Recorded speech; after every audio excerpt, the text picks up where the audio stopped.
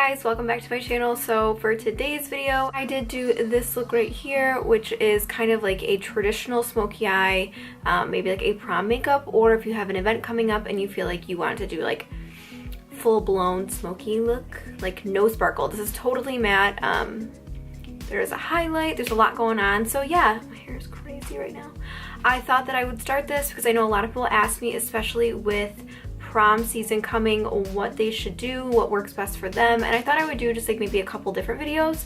So the first one is going to be a completely matte smoky eye, very long lasting, very luminous. As you can see, my skin is so dewy. I even like use an oil. I did notice I use a lot of drugstore products, so which is good. I didn't even realize that. Like, yeah, if you feel like you want to see more of these or you really enjoyed this, then please give this a thumbs up and let me know in my description box below. I'll see you guys soon. Bye. Alright guys, to start off this look today, I do already have my eyes prepped and primed.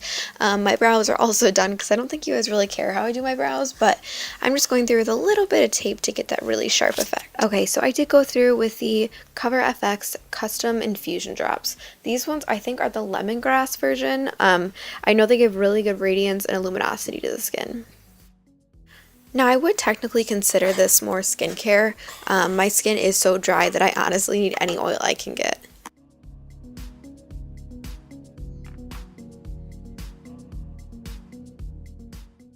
So because I am doing such a neutral smoky eye, I did want to go through with the Shade and Light Eye Palette by Kat Von D. So all of these shades are going to be matte, and I am just going to be taking my E40 brush by Sigma and taking that banana shade and kind of blocking in that concealer that I prepped with.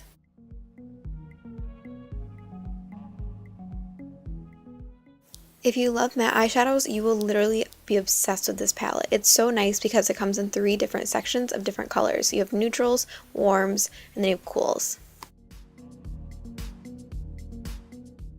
So with that same brush, I'm just going to be taking the warmest shadow at the top, and this is one that I probably put the most dent into. It is a very pretty peach color, very similar to Peach Smoothie at Makeup Geek, and I'm just going to be putting that through as our first transition shade.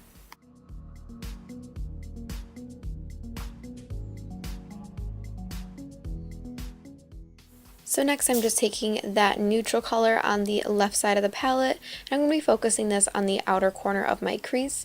And the nice thing about using the tape, you guys, is that you can actually just kind of take your brush and be really messy with it. You know, if you are kind of packing a lot of color on the outer corner, all you have to do is kind of swipe it up and down on the tape and you should be fine.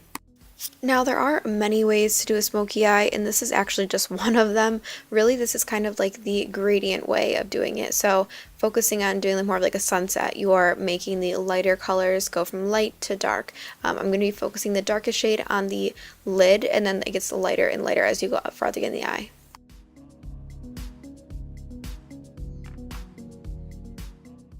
So next I'm going to take my Sephora shader brush, and I'm just going to go into the brown that is next to that lighter one. You guys, I don't really know the names of these shadows, so I do apologize. I tried to show where they are in the palette if you do have this palette, but I'm going through and kind of carving out my crease. So I'm not going to be doing a cut crease, so I'm sorry. I just think personally this is easier for me when I'm doing a smoky eye in this gradient effect.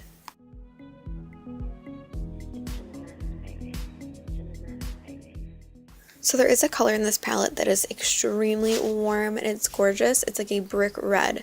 I honestly didn't intend on using this color originally, and then I kind of went for it. You won't really notice it as much though, as the darker colors kind of overpowered this look, but yeah, I was kind of like, oops, whatever, I'm just gonna go with it. Next, I'm going to be taking the warm brown in the warm side of the palette. This is kind of like a true chocolate brown, and I'm actually just going to be taking that same Sephora shader brush, and I'm going to be focusing that right onto my lid. Now, as much as I do love these eyeshadows, they can get a little bit chalky, which I have heard from other people, so I know I'm not the only one. You do have to be a little bit careful with how you do apply them. So since I did pack some of that color on, I'm just going to go through with my blending brush and focus on blending that all into my crease and also along my line with the tape.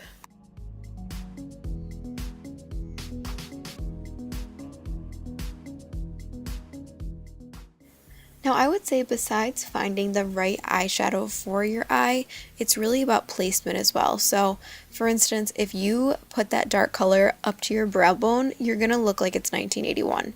But if you try to place it right, then you can actually make your eye look really awake. Like I was saying before, sometimes these shadows can get a little chalky, which is kind of what I ran into with this one. So I did like this and how it was turning out, but I did notice that I need a little bit more shadow when packing that brown on.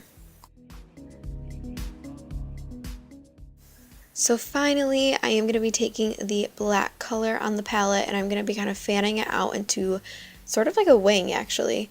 I was going along my lash line and smoking that out so that it looked like I kind of created a wing, and then once I take the tape away you'll really notice that it is more of a sharp line. I think for beginners this might actually be a really good form of making a smoky eye and a wing by itself.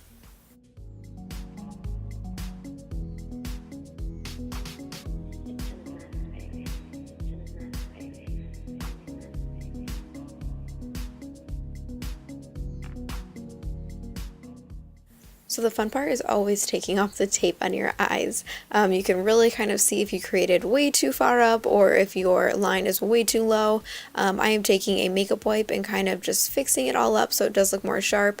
I did kind of get a little bit of shadow underneath that line, but yeah, as you can see, it kind of forms like a natural wing and it just kind of gives your eye that nice lift.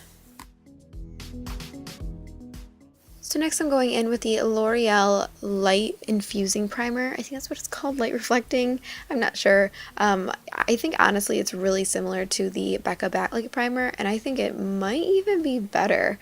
It really gives you that nice, like, light, dewy look, but it doesn't overpower your skin. And for foundation today, I'm going to be using the Wet n Wild Photo Focus foundation. I'm not going to get too in detail about this since I did just do my March favorites. I will list that video below if you're wondering how I feel about it. It is absolutely awesome though, and it looks so stunning on the skin. I think this is about $5.99 and I love it.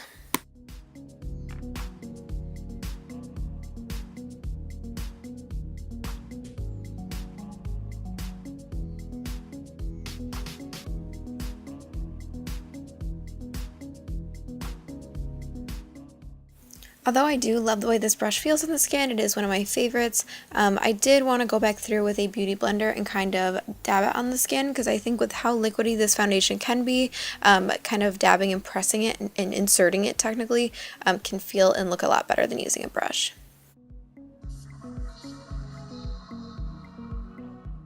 Also, side note, I love that I always look like I'm applying peanut butter on my skin. Like, no matter what foundation I apply on camera, I always look like I have peanut butter, like that little video of that baby. I mean, okay, I'm gonna laugh at myself, but yeah, I don't know what the deal is.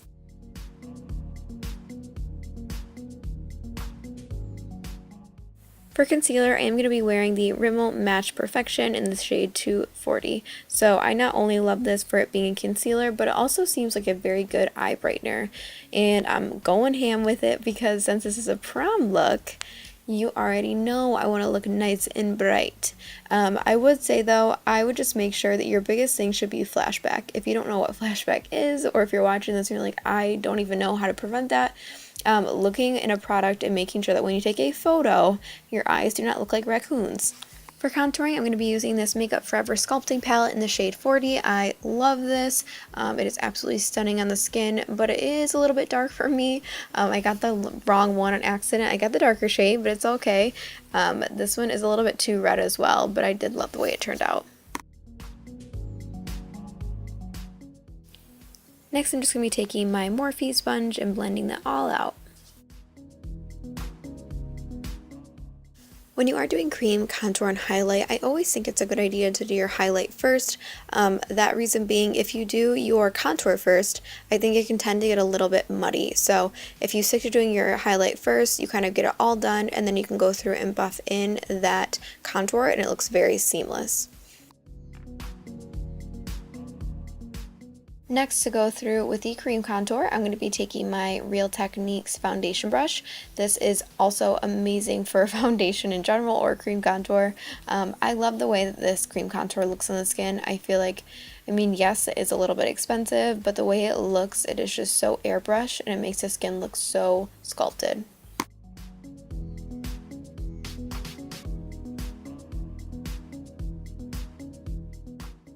Now, I know a lot of people are thinking, why are you not baking for this? But I honestly have found that the Rimmel Stay Matte Powder has worked really well for setting my makeup and also preventing any kind of flashback. So I'm just taking that in the shade Translucent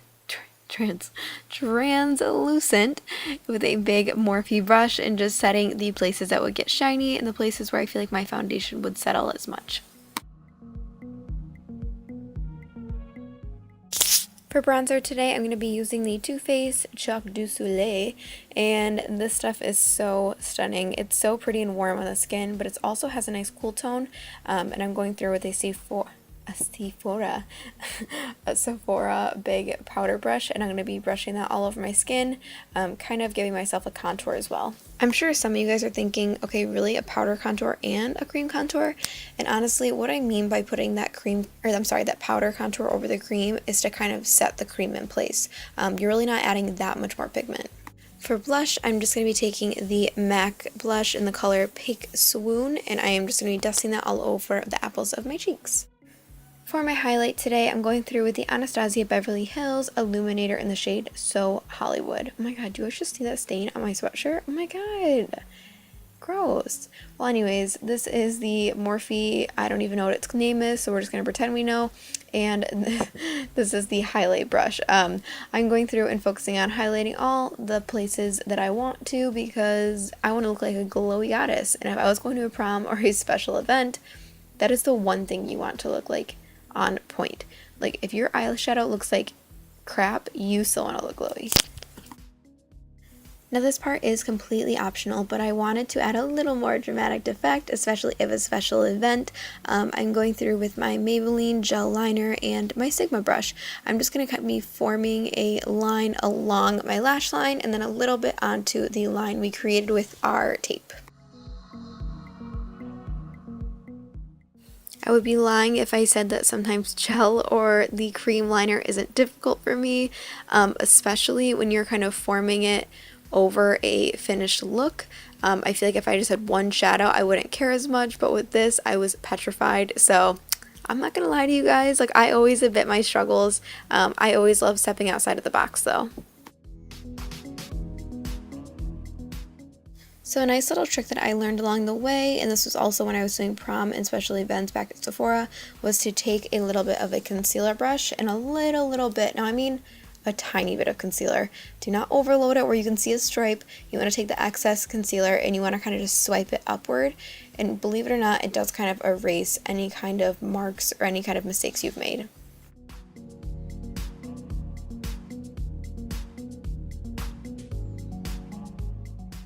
So for lipstick today, I'm going to be using Candy K by Kylie Cosmetics. I thought this was kind of just like a pretty rosy mauve color, nothing too intense. I mean, it's not like a bright red, but it's also not like a white nude. I wanted to do something classic that would still show up in pictures, but at the same time, it's not overpowering to the look. Alright guys, thank you so much for watching. I hope you can learn something from this, whether it's a special event or a prom. I loved recording this and I hope it's a guide for you. See you soon!